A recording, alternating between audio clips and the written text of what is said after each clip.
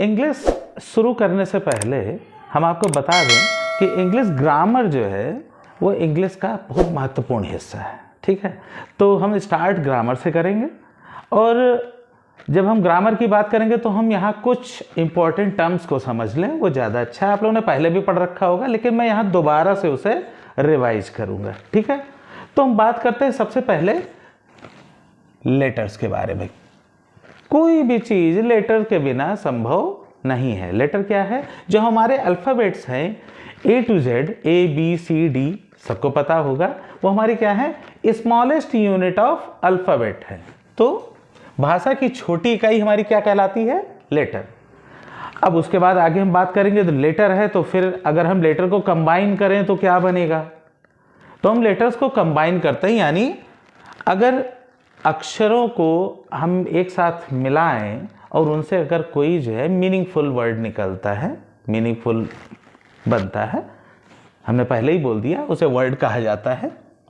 ठीक है, जैसे हमने यहाँ एक एग्जाम्पल दिया है MOBIE। अगर इसको हम अलग अलग देखें तो यह है लेटर है, लेटर है। लेकिन अगर हम एक साथ देखें इसे तो ये एक मीनिंगफुल वर्ड बनता है, मूवी। ओके,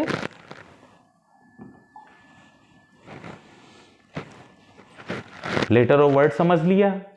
अब मुझे जानना है कि लेटर और वर्ड के बाद क्या होता है। तो लेटर और वर्ड से एक्चुअल में सेंटेंस बनता है। Group of words express an statement called sentence. But sentence भी जो है कुछ पार्ट से बने होते हैं। वो क्या होते हैं? Phrase and clause. तो सबसे पहले हम फ्रेज को समझेंगे। ठीक है, फ्रेज यानी हिंदी में वाक्यांश। जो लोग हिंदी मीडियम से पढ़े हैं वो इससे ज्यादा अच्छे से समझ जाएंगे। ठीक है, a group of word without a finite verb is called phrase. Finite verb क्या होते हैं, नॉन फाइनाइट वर्ब क्या होते हैं, ये मैं आगे वीडियोज में विस्तार से बताऊंगा। ठीक है, शब्दों का समूह जिसका कोई फाइनाइट वर्ब ना हो, जैसे फॉर एग्जाम्पल ऑफ गोल्ड। यहां मैंने लिखा ऑफ गोल्ड। ऑफ गोल्ड क्या कोई मतलब नहीं निकल रहा है, क्योंकि ये एक पार्ट है सेंटेंस का। ठीक है, like another example with blue eyes. ये है हमारे फ्रेज, इनका कोई मीनिंग नहीं निकलता पर ये सेंटेंस का पार्ट होते हैं। ठीक है, अभी इसको हम एग्जाम्पल से समझेंगे। ठीक है, क्लॉज। क्लॉज यानी ये भी एक पार्ट है। अगर फ्रेज है तो फ्रेज के अलावा जो बाकी हैं वो जो है क्लॉज है। ठीक है, क्लॉज क्या है? Combination of words that makes up a sentence. ऐसा कॉम्बिनेशन जिससे वाक्य भी बने लेकिन वो वाक्य का हिस्सा हो। ठीक है, जैसे एग्जाम्पल हमने दिया है, हमने जो ओल्ड एग्जाम्पल दिए थे फ्रेज के, मैंने उसी पे एग्जाम्पल दिया है, आई have a chain of gold. तो यहां ऑफ गोल्ड क्या है? फ्रेज है। ठीक है, लेकिन अगर इसको हम डिफरेंट वे में लिखें तो हम लिखेंगे I have a chain which is made of gold. देखो इसका कोई मीनिंग तो निकल रहा है, which is made of gold meaning है, लेकिन ये क्या कहलाएगा? इतना clause. Second example with phrase with blue eyes. I met a girl with blue eyes. मैं एक लड़की से मिला जिसकी आंखें नीली थी, या कहीं मैं नीली आंखों वाली लड़की से मिला। लेकिन अगर सेकंड मैं इस पे एग्जांपल क्लॉज का अगर दूंगा तो होगा I met a girl whose eyes were blue. तो ये क्या है? ये है हमारा क्लॉज और ये हमारा है फ्रेज। ये दो एग्जांपल हो गए। ठीक है, इसके बाद हम शुरू करेंगे जिसके बारे में अभी मैंने पहले बात की थी, सेंटेंस। यानी सेंटेंस क्या है? मैंने पहले भी डेफिनेशन दे दिया है, a set of word expressing a statement, meaningful statement. ठीक है, जैसे हमने कुछ एग्जांपल दिया, the sun rise in the east. सूरज पूरब में उगता है, उगता है, ये एक स्टेटमेंट है, इसका एक मीनिंगफुल मीनिंग निकल रहा है। ठीक है, वेयर डू यू लिव, तुम कहां रहते हो, यहां भी एक मीनिंगफुल वर्ड है, मैंने किसी से क्वेश्चन किया है। ठीक है, क्लोज द डोर, मैंने आपसे किसी से कहा दरवाजा खुला हुआ है, हमने कहा दरवाजा बंद कर दो। I have given you order, please close the door. अगर if I use please means I am requesting you, okay, but right now in this example I am ordering you, okay, close the door. And last one, how find the day. वैसे यहां थोड़ा सा example मैंने गलत लिखा है, तो मैं इसको थोड़ा सा चेंज कर दूंगा.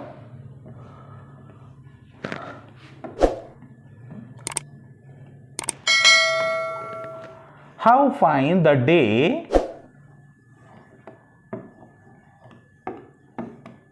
इज. ठीक है, आप लोगों को ध्यान देने की जरूरत है. मैंने यहां एग्जाम्पल में एक क्वेश्चन मार्क यूज किया है, एक एक्सक्लेमेटरी साइन भी यूज किया है. मैंने ये 4 एग्जाम्पल क्यों दिए हैं उसको समझने की जरूरत है, क्योंकि जो सेंटेंस है वो यूजुअली 4 टाइप के होते हैं. There are 4 types of sentences. One is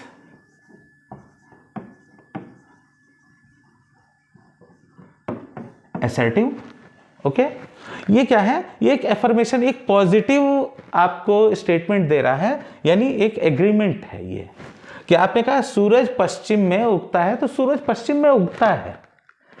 तो ये है क्या है? assertive. फिर बात आती है where do you live, there is a question mark. यानी अगर इसको हम हिंदी में कहें तो इसे कहेंगे ये है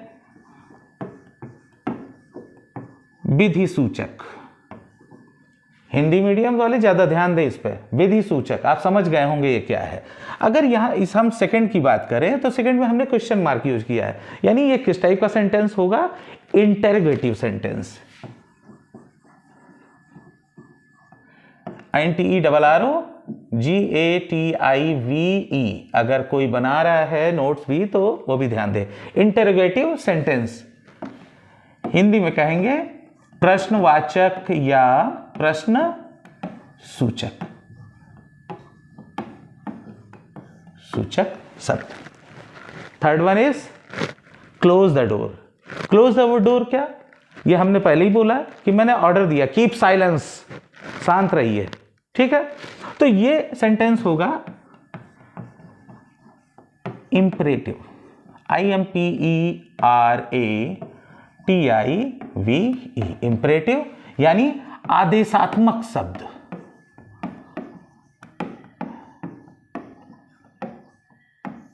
ऐसे सेंटेंसेस जिसमें आदेश का या किसी जो है रिक्वेस्ट का या किसी एडवाइस का अगर इस टाइप का फील आता हो तो वो सेंटेंसेस हमारे इंपरेटिव सेंटेंसेस कहलाते हैं. ठीक है, now in last there is how fine the day is. हम यहाँ जो है हम अपनी फीलिंग्स एक्सप्रेस कर रहे हैं. जब भी कोई ऐसी चीज हम बोलते हैं जिसमें आश्चर्य की अनुभूति हो, है ना, थोड़ा सा सरप्राइज हो, wow, I mean the day is awesome. I am using exclamation sign means जो है मैं अपने आप को थोड़ा सा इंथुजियाज्म के साथ मैं अपने आप को एक्सप्रेस कर रहा हूं. ठीक है, तो इसको हम कहेंगे एक्सक्लेमेटरी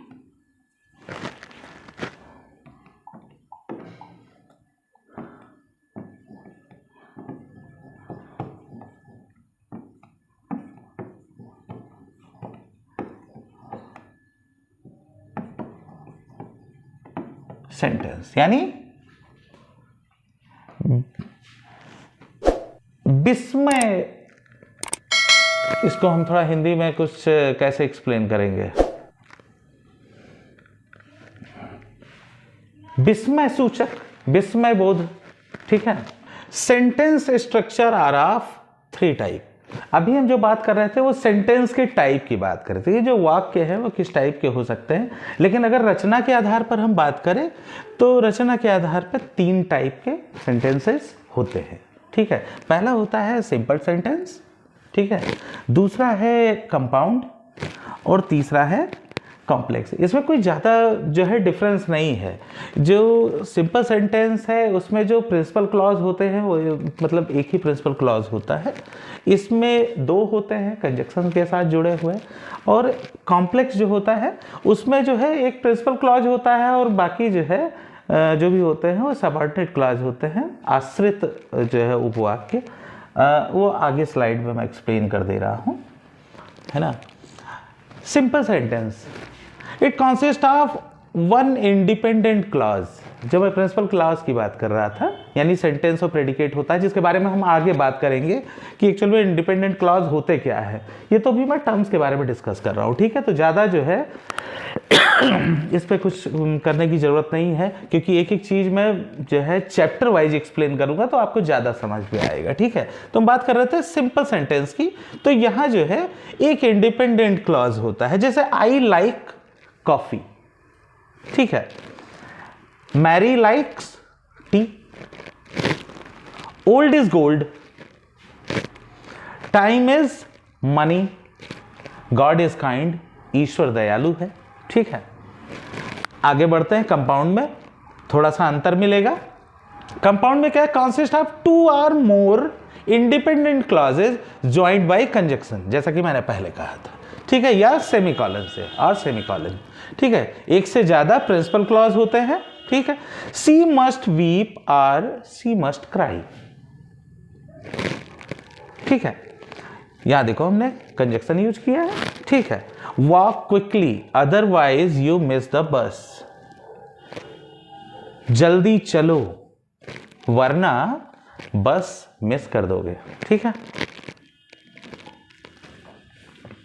अब आती बारी कॉम्प्लेक्स सेंटेंस की।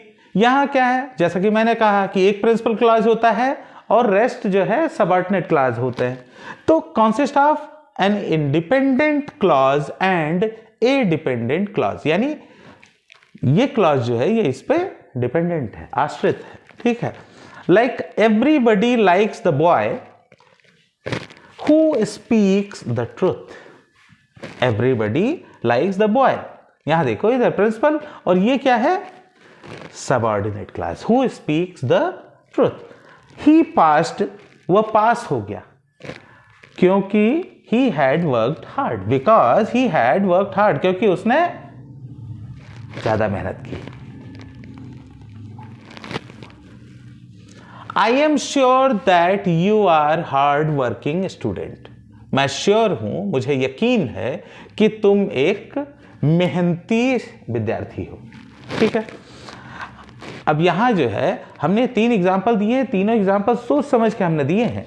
जैसे हम जो सबऑर्डिनेट क्लॉज है वो भी 3 टाइप के हैं, नाउन, एडजेक्टिव एंड एडवर्ब, संज्ञा विशेषण और क्रिया विशेषण। जैसा कि noun, I am sure that you are hard working student, तो ये जो सबऑर्डिनेट क्लॉज है that you are hard working student, ये क्या है, नाउन सबऑर्डिनेट क्लॉज, ठीक है। हमने पीछे एग्जांपल दिया है, ठीक है। Everybody likes the boy who speaks the truth, ठीक है।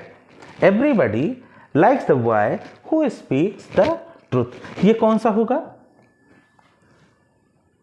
विशेषण, एडजेक्टिव, क्योंकि हमने एक बच्चे की विशेषता बताई है कि जो एवरीबडी, सभी उस बच्चे को पसंद करते हैं जो सच बोलता है, ठीक है। तो ये क्या होगा,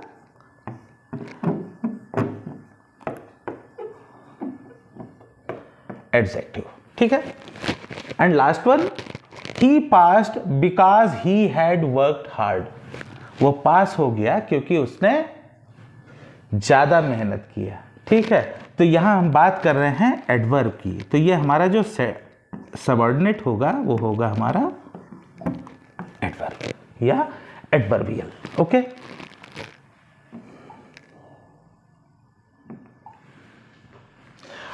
part of speech, part of speech काफी लेंदी है, हमने देखो पहले भी यूज किया है, नाउन वर्ड यूज किया है, एडजेक्टिव यूज किया है, एडवर्ब यूज किया है, वर्ब का हम कंटिन्यू यूज कर रहे हैं, है ना।